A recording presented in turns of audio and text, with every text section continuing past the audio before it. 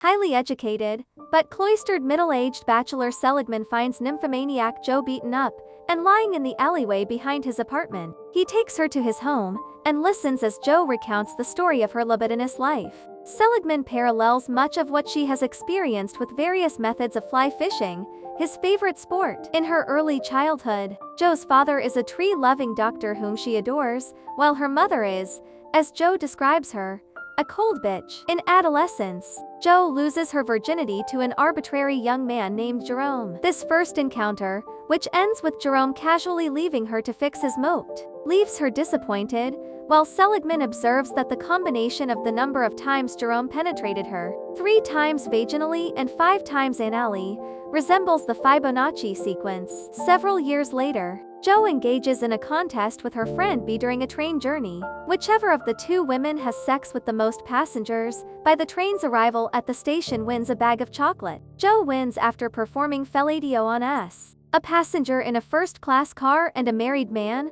who resists both her and B's advances until Joe forces herself on him. Joe then relays her first experiences with actual love, which she dismisses as lust with jealousy added. Joe takes on more lovers as she, B, and several friends create a club, the Little Flock, dedicated to liberating themselves from society's fixation on love. Joe eventually leaves after all the other members end up developing serious attachments to their conquests. As a young adult, Joe drops out of medical school and finds work as a secretary at a printing company. Her first employer is Jerome. She avoids his advances in favor of sleeping with other co-workers, to his consternation. Joe writes Jerome a letter after realizing she has developed feelings for him, but is too late as he has left with the jealous secretary, Liz. She is immediately fired by Jerome's uncle, the actual owner of the company, for her incompetence and goes back to indulging her nymphomania despite yearning for Jerome. While Joe is sleeping with one of her lovers,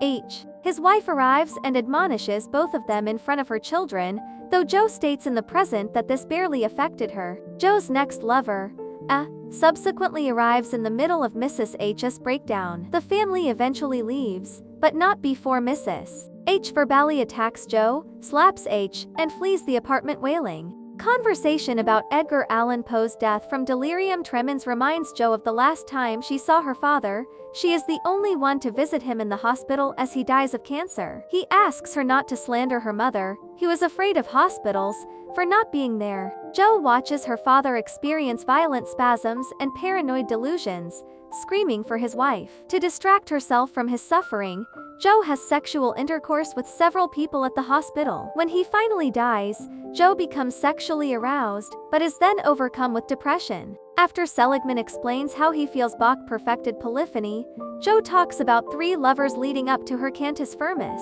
The bass voice, F, is a tender but predictable man who prioritizes her sexual needs over his own. The second voice, G, thrills Joe because of his animalistic control of her. During one of Joe's regular walks in the local park, Jerome finds her after separating from Liz, and they embrace. The 2 engage in authentically passionate sex set alongside Joe's experiences with F and G, but Joe is distraught upon discovering she can no longer feel anything.